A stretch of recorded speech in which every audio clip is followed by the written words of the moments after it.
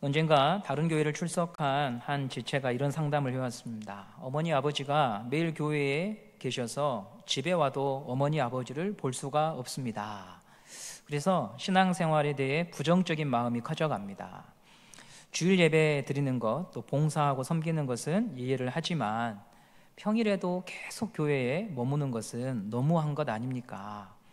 두세 달 만에 한 번 자녀들이 가족과 모여서 시간을 보내려고 하는데 그것도 어렵다면 이런 모습이 건강한 신앙생활일까요? 이렇게 저에게 상담을 해왔습니다. 여러분은 이런 상황에 대해서 어떻게 생각을 하십니까? 신앙은 옆 사람을 유익하게 하는 것이라고 생각합니다. 이를 분명하게 보여주는 구절이 예수님께서 너는 세상의 소금이고 세상의 빛이다 라고 하는 말씀입니다. 마태복음에 있는 산상수훈에서 들려주신 말씀이죠. 산상수훈이란 산에서 베풀어 주신 말씀이라는 의미인데요, 예수님은 이 말씀을 통해 제자들은 누구인가, 누가 나를 따라오는 사람인가에 대해서 말씀을 해주셨습니다. 그 말씀 가운데 유명한 구절이 너희는 소금이고 빛이다 라는 말씀이죠. 음식을 조리할 때 소금은 필수적입니다. 얼마 전에 김장을 하신 우리 성도님들은 많은 소금을 사용하셨을 거예요. 소금의 특징이 있어요. 음식에 들어가면 그 모습을 눈으로 확인하기가 어렵죠. 그러나 소금이 있다는 것을 알죠. 무엇을 통해 알 수 있습니까? 맛을 보면 알 수 있죠. 맛을 보면 소금이 들어갔다, 싱겁다 알 수가 있습니다. 이처럼 소금은 자신이 몸담고 있는 곳을 위해 녹고 사라집니다. 예수님께서 너희는 소금과 빛이라고 하시면서 앞에 한 단어를 붙여주셨는데 마태복음 5장 13절입니다. 5장 13절 보겠습니다. 시작. 너희는 세상의 소금이니 만일 그 맛을 잃으면 무엇으로 짜게 하리요. 너희는 소금이라고 하시면서 그 앞에 무슨 단어가 붙어 있냐면 세상이라는 단어가 붙어 있습니다. 세상이 바로 소금이 있어야 될 곳이죠. 성도가 살아갈 현장입니다. 교회의 빛과 소금이 아니죠. 사람이 부대끼는 공간, 그곳이 바로 성도가 살아갈 무대입니다. 거기서 같은 공간과 시간을 사람들에게 유익을 끼치도록 우리를 보내신 거죠. 이것이 예수님께서 가르쳐 주신 믿음의 특성이에요. 만일 수요 예배 시간에 예수를 믿지 않는 남편분께서 저녁을 차려 달라고 한다. 여러분은 예배를 드려야 되는데 그럼 여러분 어떻게 해야 될까요? 차려 드리고 오셔야 됩니다. 예배 시간에 상 차려 달려 한다고 마귀들과 싸울지라 이러시면 안 되고 내 믿음이 가족을 이롭게 하고 이웃을 이롭게 해야 되는 것입니다. 그것이 바른 믿음이죠. 예수님께서 마태복음 7장 12절에 이렇게 말씀하십니다. 7장 12절 말씀 함께 보시겠습니다. 시작. 그러므로 무엇이든지 남에게 대접을 받고자 하는 대로 너희도 남을 대접하라. 이것이 율법이요 선지자니라. 아멘. 산상수훈에 있는 한 구절의 말씀인데요, 기독교가 타종교와 무속신앙과 어떻게 다른지를 보여주는 대표적인 구절입니다. 이 말씀을 7장 12절 말씀을 황금률이라고 말합니다. 황금률. 그 이유는 로마의 알렉산더 세베루스 황제가 그의 궁전 벽에 금으로 이 말씀을 새겨 놓아서 황금률이라고 불리게 되었습니다. 예수님은 남에게 대접을 받고자 하는 대로 너희도 남을 대접하라. 이게 율법과 선지자다라고 말씀하십니다. 그 말의 의미는 구약 성경을 한 줄로 요약하면 이것이다라는 말이죠.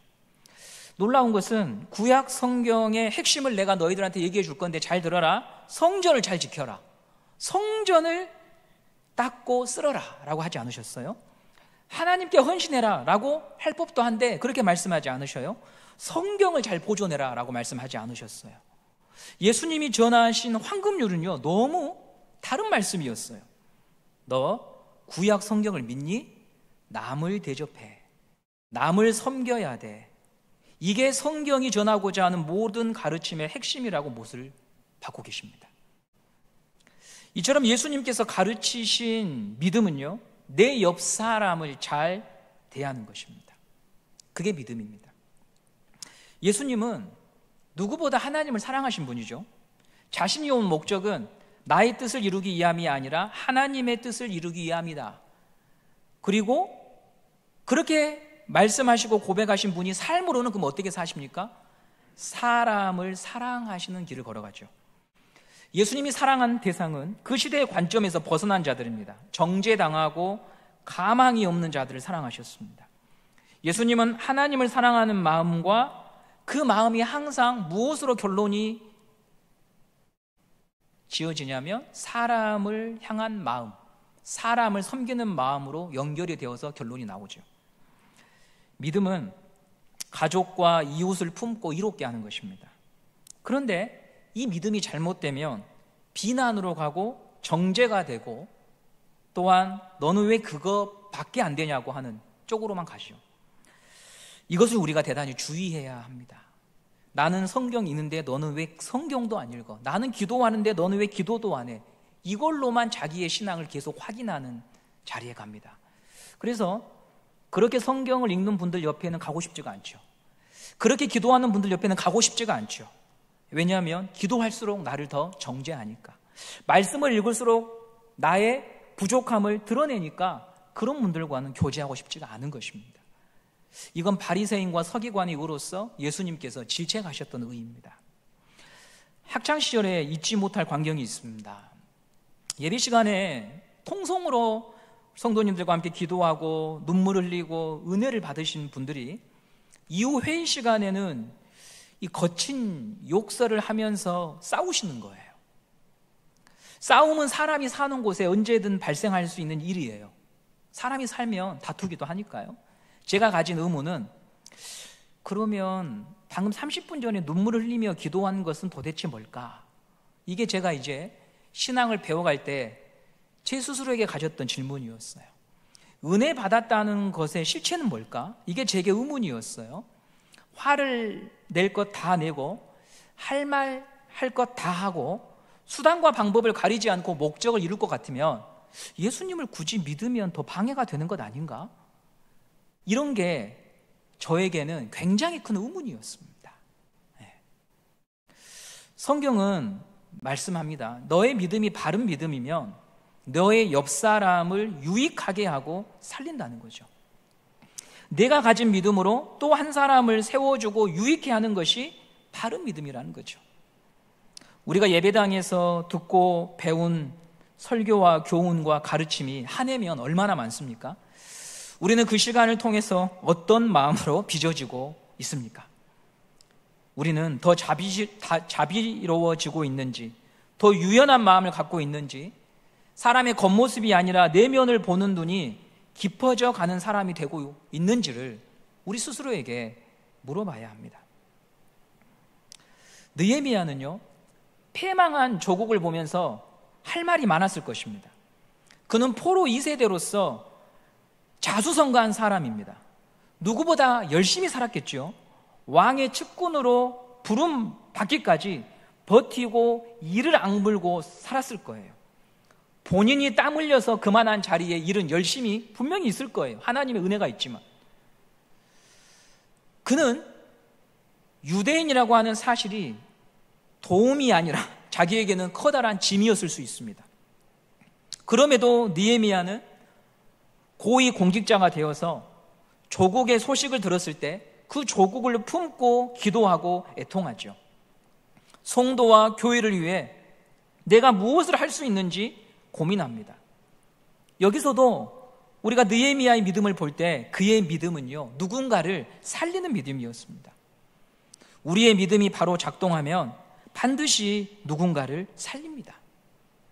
그러나 믿음이 고장나면은요, 비난하고 평가하고 정죄하는 일에 점점 빠져들어서 그게 신앙이라고, 우리는 그게 신앙의 전부라고 착각하게 되죠.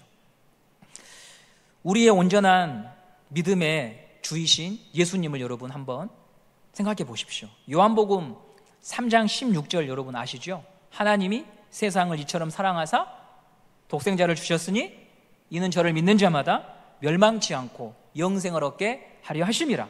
그 이후에 17절 말씀을 함께 보도록 하겠습니다. 예수님이 오신 목적입니다. 시작. 하나님이 그 아들을 세상에 보내신 것은 세상을 심판하려 하심이 아니요 그로 말미암아 세상이 구원을 받게 하려 하심이라. 아멘. 의로우시고 하나님을 사랑하신 그 예수님께서 이 세상에 오신 목적이 무엇입니까? 심판이 아니라 구원입니다. 그분의 믿음은 심판이 아니라 살리는 믿음이고 유익해 하는 믿음입니다. 이것이 예수님께서 저와 여러분에게 선물로 주신 믿음이라는 사실을 꼭 기억하시기를 바랍니다. 여러분의 믿음을 통해 첫 번째로는 여러분의 가족의 구성원들이 행복함을 누려야 하고요. 여러분의 여러분의 이웃, 여러분과 교회 안에서 많은 시간을 보내는 사람들이 하나님을 더 알아가는 그런 만남으로 가셔야 되는 것입니다. 오늘 명절이죠. 저희 부모님 세대에는 참 가족이 많았습니다. 저희 어머니만 해도 11남매였어요. 가지 많은 나무에 바람 잘 날 없다고 명절 때면 항상 아픈 손가락에 대한 외삼촌이나 이모의 가정, 아프고 싸우고 다툰 가정들이 꼭 한두 가정씩은 있었습니다. 그럼에도 자녀들이 여러 가지 우여곡절 속에서 다 같이 다시 모일 수 있다면요, 그 아픈 손가락을 비난하지 않고 싸매고 보살펴주고 기다려준 누군가가 있었기 때문에 대부분은 어머니, 아버지지요. 그분들의 사랑 때문에 다시 다 모이는 거예요. 형제들은 이런 말 합니다. 어머님, 이제 그놈 더 이상 도와주지 마세요. 없는 사람으로 여기고 좀 이제 편히 사세요. 그렇게 말하거든요. 그러면 어머님, 아버지는 야, 이번이 마지막이다 하면서 또 도와주고 기회를 준 분들로 인해서 다 같이 모일 수 있는 거죠.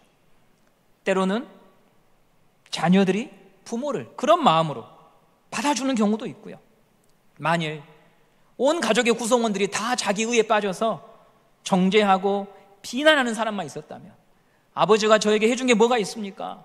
이놈의 자식아, 내가 너 같은 아버지를 뒀으면, 나 같은 아버지를 뒀으면 이렇게 안 산다, 이렇게 서로를 비난했다면 우리는 명절날 모일 수가 없겠죠. 그런데 비난이 아니라, 어떤 기준과 잣대가 아니라, 나는 너가 잘 될 줄 믿는다, 그래도 나는 너를 기다린다, 이런 사랑을 우리에게 보여준 분들이 있었으니까 명절에 다 같이 모일 수 있는 것 아니겠습니까? 교회도 마찬가지예요.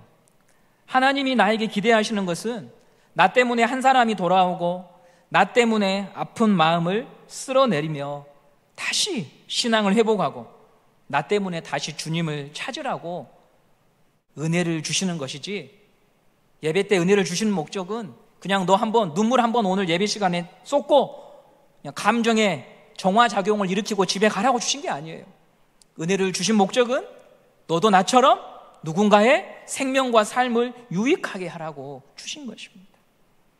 전 여러분들이 연말에 누군가로부터, 또 5년 후에 10년 후에 누군가로부터 그래도 제가 힘든 시절 집사님을 통해, 성도님을 통해 저는 하나님이 살아계심을 믿었고 힘을 낼 수 있었습니다, 이런 말씀을 들을 수 있는 인생이 하나님이 기뻐하시는 인생 아니겠습니까? 느헤미야는 왕의 조서를 가지고 예루살렘에 당도합니다. 느헤미야가 수상궁에서 예루살렘까지 오는 시간이 아마 4개월 이상 걸린 것 같아요. 직선거리로 1200km, 먼 길을 돌아서 이동했을 테니까 1400km 정도 되는데요, 앞서 바벨론에서 돌아온 에스라가 4개월 정도 걸린 것을 보면 느헤미야도 아마 비슷한 시간이 걸리지 않았을까 생각이 됩니다. 우리 11절 말씀을 함께 보도록 하겠습니다. 2장 11절입니다. 시작. 내가 예루살렘에 이르러 머무른 지 사흘 만에, 느헤미야는 도착했는데요, 3일 동안 두문 분출 밖으로 나오지를 않았어요. 아마도 긴 여행으로 피곤한 심신을 회복하고 어떻게 이 황폐한 예루살렘을 재건할 것인가를 구체적으로 계획을 세우기 위해 시간을 가진 것으로 보입니다. 그리고 3일 후에 한밤중에 움직이는데요, 13절 말씀을 함께 보도록 하겠습니다. 시작. 그 밤에 골짜기 문으로 나가서 용종으로 분문에 이르는 동안에 보니 예루살렘 성벽이 다 무너졌고 성문은 불탔더라. 얼마 전 교회 앞에 위치한 4층짜리 건물에 화재가 난 것을 보았죠. 짧은 시간 동안 진행된 화재였지만 1층의 경우는 완전히 전소해서 쓸 수 있는 것이 하나도 없었습니다. 예루살렘의 모습이 전체적으로 그러한 거죠. 수년째 방치가 되어서 사람이 살 수가 없었습니다.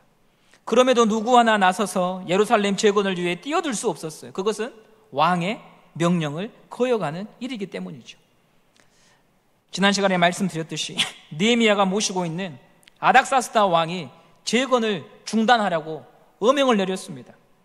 그래서 모든 계획이 취소되었고 불타고 무너진 건물 더미를 보면서도 망연자실 가만히 있었던 것입니다. 그리고 이스라엘 사람들은 나를 보존하고 돌보는 것 이상은 생각할 수 없는 처지였어요. 깊은 패배의식에 빠져 있었습니다. 한때는 팔을 걷어붙이고 뛰어들어 보았지만 거대한 현실을 바꾸기에는 역부족이었던 것입니다. 그렇다면 이런 질문을 하게 됩니다. 느헤미야는 이런 폐잔병, 연약한 사람들을 어떻게 다독여서 다시 하나님의 성을 세우는 일에 끌어들일 수 있었을까? 이게 우리의 질문인 것이죠.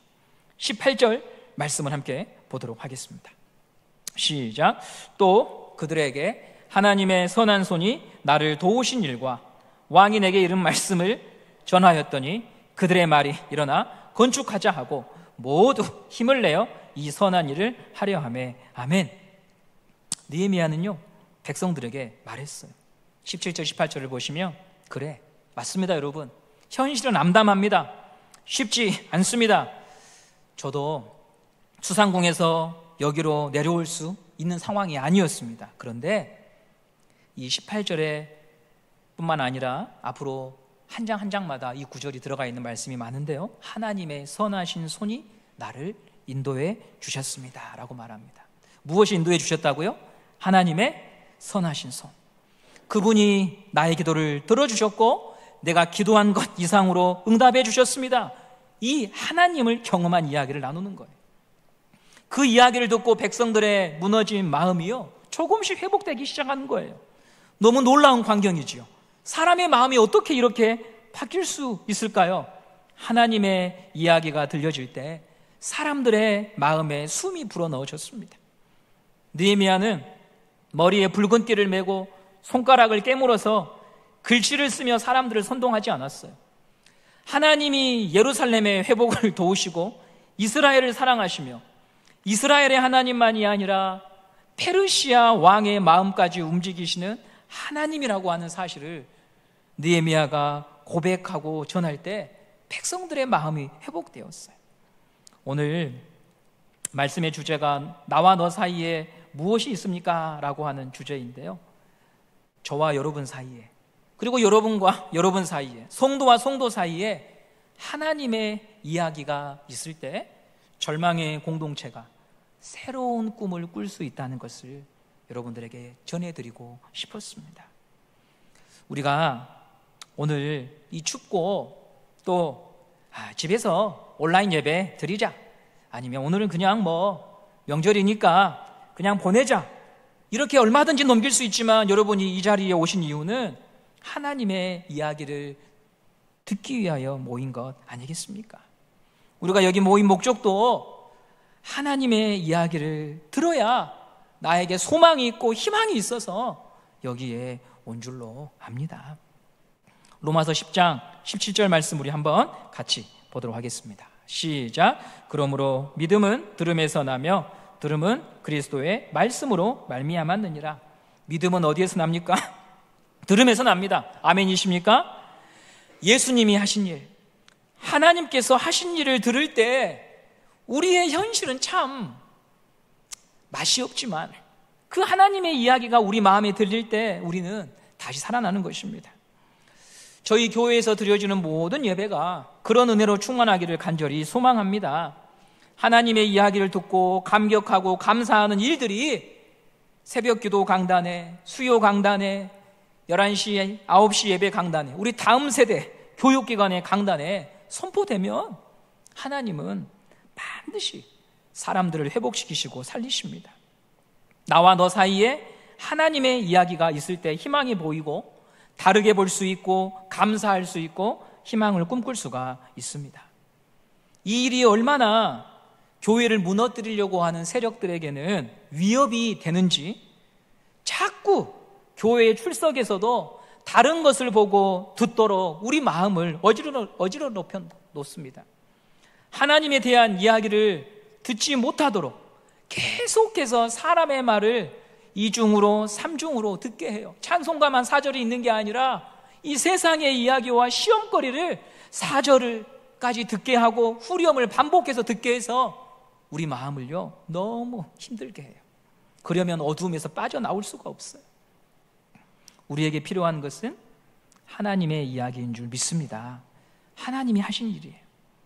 이 성경 말씀이 나를 향하여 들려주고자 하시는 성령의 감동된 말씀이 들릴 때 맞아, 네 말이 맞아. 그래, 어렵지. 그런데 다 끝난 것은 아니잖아. 하나님이 하실 일이 있을 거야 라고 말할 수 있습니다. 신앙의 혼란에 빠져서 어려움을 겪는 청년들 만나면 제가 늘 권면하는 말씀이 있습니다. 야, 목사님이 너한테 그러면 한 가지만 부탁을 할게. 딱 한 달만 집중해서 예배를 드려봐라.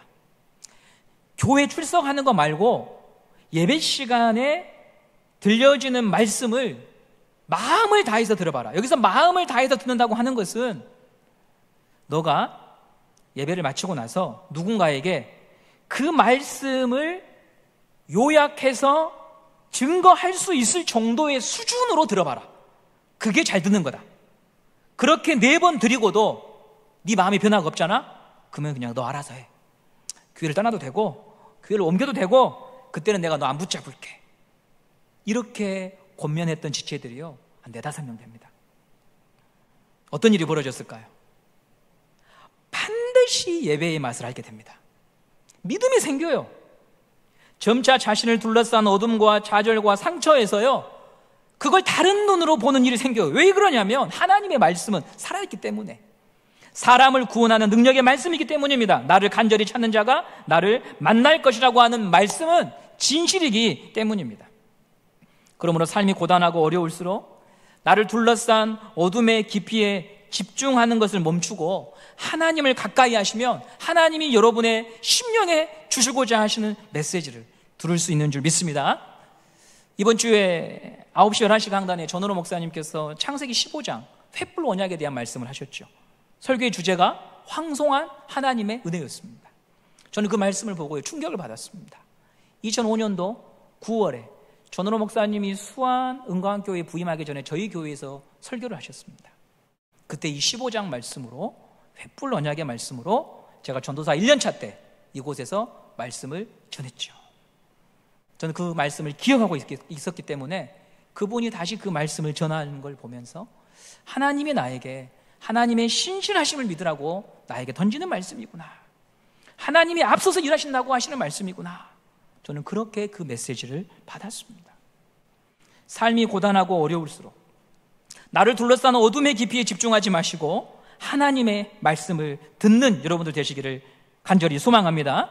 우리의 교제에 하나님이 계시고 말씀이 있어야 합니다. 그러면 다시 일어설 수 있습니다. 꿈을 꿀 수 있습니다. 아직 끝나지 않았다고 말할 수 있습니다. 부디 여러분의 귀한 인생을, 예수의 피로 값지고 산 인생을 누군가를 비난하고 정죄하는 것으로 시간을 보내지 마시고요, 어떻게 하면 내 옆 사람을 유익해 하는 일에 내 자신을 드릴 수 있는가, 이것을 꿈꾸면서 기도하시고 여러분 인생을 살아가시기를 바랍니다. 마지막으로 믿음은요 함께 세워가는 힘이 있습니다. 느헤미야는 리더십의 대명사로 알려져 있는 인물이에요. 왜냐하면 그는 절망한 공동체를 한 걸음 믿음으로 끌고 나왔거든요. 그런데 느헤미야의 리더십이 돋보이는 것은 자기만 가지 않고 함께 가는 리더십이었어요. 자, 여러분, 한국교회 하면 여러분들 우리나라에서 전 세계 10대 교회가 저희 나라에 거의 다 있다고 하는데 지금은 모르겠습니다. 만약에 제가 분당 우리 교회 하면은 떠오르는 목회자가 있을 거예요.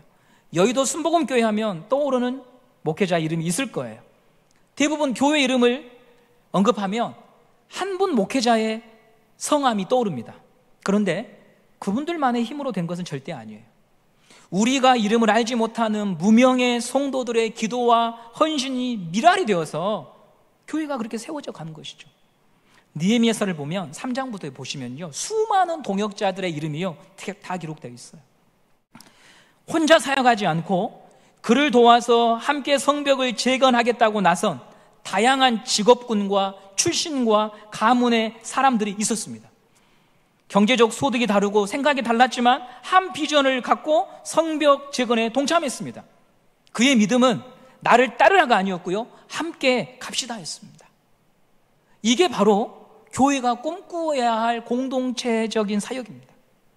어떤 특정한 사람을 통하여 이루어지는 게 아니라 공동체를 아울러서 함께 가는 시대로 가야 되는 것이죠.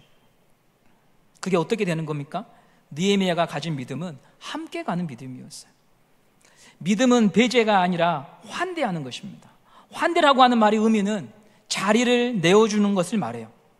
한국은 천재, 수재, 영재에 관심이 많아요. 다들 1등을 좋아하잖아요. 그런데 한국형 1등은 특징이 있어요. 그 1등 주변에 있는 사람들을 다 바보 만들어버려요. 그래서 1등 옆에 있으면 불행하죠. 가까이 가고 싶지가 않아요. 그런데 바른 믿음은, 하나님 앞에서 바른 인생은 더불어 사는 거예요. 누구보다 믿음 좋으신 예수님은 삭개오를 데려가십니다. 남편이 5명이었고 지금 사는 남자도 불륜과 다름없는 그 남성의 둔 여인, 사마리아 여인도 데리고 가십니다. 사형 온도를 받은 강도까지도 죽어가시면서 챙겨가십니다. 많은 성도들이 연말 연초가 되면 교회를 찾지만 갈 교회가 없다고 합니다. 예수님은 좋지만 교회는 싫다고 말합니다. 특별히 3040 교회를 떠납니다. 왜일까요? 교회가 하나님의 이야기로 채워지지 않고, 성도의 교제가 하나님의 이야기의 바탕으로 채워지지 않고 그저 너와 나만 있기 때문에 그런 것이죠. 우리 안에 하나님의 이야기가 들려지고 나눠질 때 배제가 아니라, 정죄가 아니라 환대하고 손을 잡아주는 이야기로 교회는 세워지게 되는 것입니다. 우리 교회가, 저와 여러분이 그런 꿈을 꾸고 함께 가는 성도님들 되시기를 간절히 소망합니다. 전화를 받을 때, 목회자로서 전화를 받을 때 가슴 아픈 거, 그분 때문에 교회 나가기가 싫습니다. 그죠? 청년들도 그 사람 때문에 저는 교회에 안 나갈 겁니다. 물론 오해도 있습니다. 한 부분만 봐서 일어난 일도 있습니다. 그러나 여러분, 때로는 정말 잘못되어서 그 사람으로 인해 교회를 떠나는 분들도 계십니다. 우리가 이런 자리에 서지는 않아야겠죠. 오히려 정말 그분으로 인하여 저는 믿음이 무엇인지를 배웠다고 말하는 그런 나눔과 교제, 그런 공동체, 그런 믿음을 우리가 함께 추구하고 배워가는 25년이 되기를 간절히 소망합니다. 18절 말씀을 읽고 마치도록 하겠습니다.